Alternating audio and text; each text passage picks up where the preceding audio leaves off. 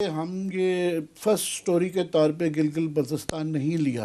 एक तो ये है कि अब 24 घंटे हो गए हुए थे, थोड़ी सी काफ़ी लोगों ने तबसरे सारे कर लिए हुए थे। दूसरा ये है कि ये वही स्टोरी है, अगेन एंड अगेन जो है ना, पुरानी नई बोतलें आ जाती हैं, मशरूब पुराने रह जाते हैं, वो वही सिलसिला रहता है। बात यह है कि हम यहाँ थ्रू आउट ये कहते जा रहे थे कि ये तब स्टोरी बनेगी अगर पीटीआई वहाँ पे हार जाए। एक तरीकाकार रहा है कि आज़ाद कश्मीर में भी और गिलगित बल्तिस्तान में भी कि जिसकी इस्लामाबाद में गवर्नमेंट होती है उनकी गवर्नमेंट बनती है। वो इसलिए बनती है कि लोग ये समझदारी करते हैं कि यहाँ पे अभी भी सारे फंड्स जो जाने होते हैं और मेजर अपॉइंटमेंट जो वहाँ पे होती हैं उसमें फेडरल गवर्नमेंट होती है। आज़ाद कश्मीर के तो फिर भी उनका एक अपना बजट है, एक अपना अदालतें भी अपनी हैं, अपना नैब भी अपना होता है। यहाँ पे तो ये तो सूबा भी नहीं है उस तरीके से, तो इसलिए ये तो ज़्यादा डिपेंडेंट है फेडरल गवर्नमेंट में। अगर फेडरल गवर्नमेंट वहाँ पे साथ ना हो तो वो गवर्नमेंट मफलूज होकर रह जाती है। तो ये लोगों को एक कलेक्टिव विजडम वहाँ पे होता है, इसमें धांधली की बात नहीं है। बात यह है कि वहाँ पे अब वो पीटीआई जीत गई और पीटीआई के जो अभी जो फिगर्स आ रहे हैं उतनी नहीं जीती जितनी पीपल्स पार्टी या नून लीग सीटें जीती थी। उनकी 16 थी पीपल्स पार्टी की, उनकी 14 थी नून लीग की, अब इनकी सिर्फ 10 आई हैं। 7 इंडिपेंडेंट बताए जा रहे हैं। 7 में से काफ़ी मेरा ख्याल चांस इस बात का है ज़्यादातर लोगों ने पीटीआई को ज्वाइन कर लेना है, और यही हमेशा होता है कि जो इंडिपेंडेंट्स होते हैं वो ज्वाइन कर जाते हैं।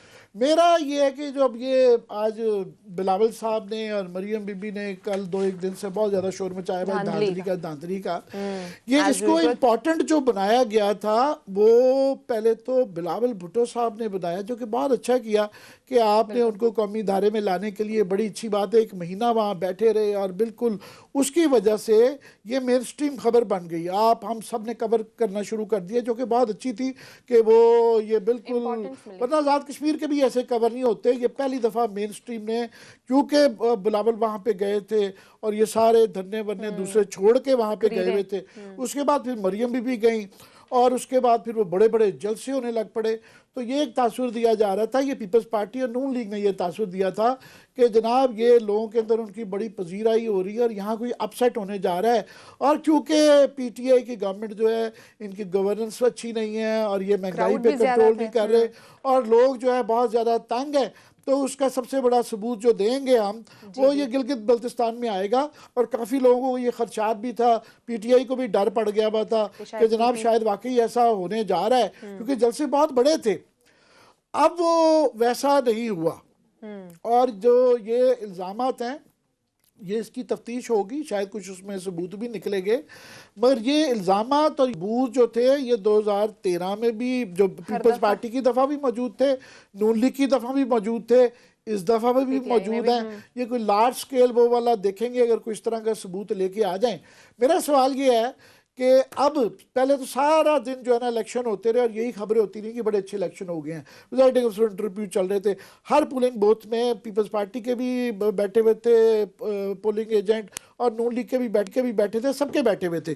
सारा दिन ये खबरें नहीं चलती। जो ही रिजल्ट आना शुरू हुआ और रिजल्ट लगा कि वो इनके खिलाफ जा रहा है या उस तरह नहीं जा रहा जिस तरह पीपल्स पार्टी और नून लीग वाले आ गए, तो उसके बाद ये फिर ये शोर मचना शुरू हो गया।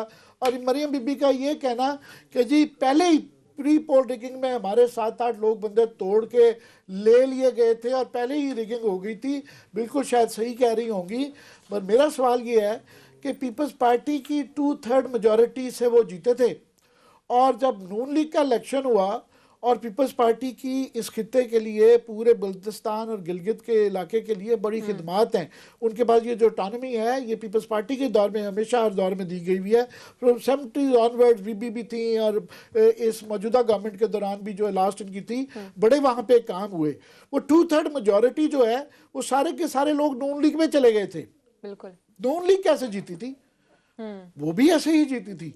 तो जिस तरह एग्जैक्टली वही है कि 2013 में जब नून लीग जीती थी तो पीपल्स पार्टी के सारे लोटे जो है वो नून लीग में चले गए थे, जो कि 2018 में वो पीटीआई में चले गए थे। ये वही लोटे हैं जो 2002 में भी पैट्रियट बनी थी, 2008 में भी ये लोटे थे, 13 में भी थे, 18 में भी थे, हर इलेक्शन में होते हैं।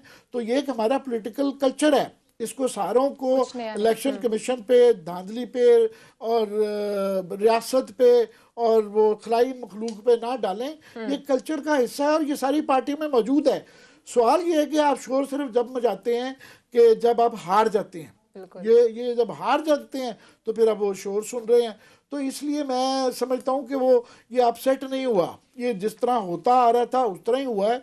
हाँ, मेरे लिए भी ये एक वो है कि वाकई आपको ये मानना पड़ेगा कि मतलब पीटीआई ने वो इलेक्शन जीती है, हालांकि कम जीती है, मगर ये एक उन्होंने प्रूव किया है। अब इसको अच्छा समझ लें या बुरा समझ लें कि ये महंगाई फैक्टर है, ये बिल्कुल मिस गवर्नेंस एक फैक्टर है, मगर उसके बावजूद भी वोटिंग पैटर्न लोगों का तरीक़ाकार जो है वो ज़ात बरादरी और वो जो पुराना तरीक़ाकार है वैसे ही है।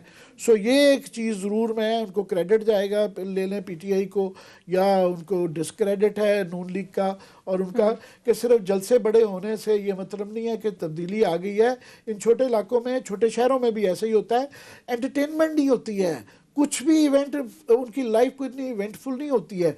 जब शहर में कोई बिलावल भुट्टो जैसे साहब आ जाएं या मरियम बीबी जैसी कैरिस्मेटिक खातून आ जाएं, इमरान खान तो बहुत ही बड़ी चीज़ है, वो आ जाएं तो सारा शहर इकट्ठा हो जाता है। वो ये नहीं उसका मतलब होता कि सारे पीपल्स पार्टी के हैं, नून लीग के हैं या पीटीआई के हैं, वो जलसा देखने आते हैं कि हमारे शहर में जलसा हो रहा है, वो बड़ा उनके लिए बड़ी है। सो उसका ये मतलब नहीं है कि वो सारे वोटर हैं। जिस तरह मुशर्रफ साहब को फेसबुक के फॉलोअर्स से ये गलतफहमी हो गई थी कि ये करोड़ों जो लोग मुझे फॉलो करते हैं ये सारे मेरे वोटर भी हैं, ऐसा नहीं है। सारे ज़्यादातर आपके दुश्मनान और ज़्यादातर जो आपके क्रिटिक होते हैं वो आपको फॉलो कर रहे होते हैं। सो इस तरह भी देखिए इसको। क्लास साहब, आप इस पे कोई कमेंट करेंगे या नेक्स्ट टॉपिक की तरफ मूव मेरा ख्याल है कि आपने बड़ा तफसील से एनालिसिस दे दिया है, इस पे फिर बात हम करते रहेंगे क्योंकि कोरोना वाली बड़ी डेंजरस स्टोरी है। मेरे खुद में जब से परेशान हूँ इसको हम नंबर 1 स्टोरी बनाने का सोच रहे हैं। हमने बैठ के इसी पे गुफ्तगू की है कि एक्सक्लूसिव तो चलो रिपोर्टर की अपनी एक होती है, हर एक की होती है, लेकिन मेरा ख्याल है इसके कंसिक्वेंसेस बड़े खौफनाक हैं जो अभी मैं आपके साथ शेयर करने वाला हूँ।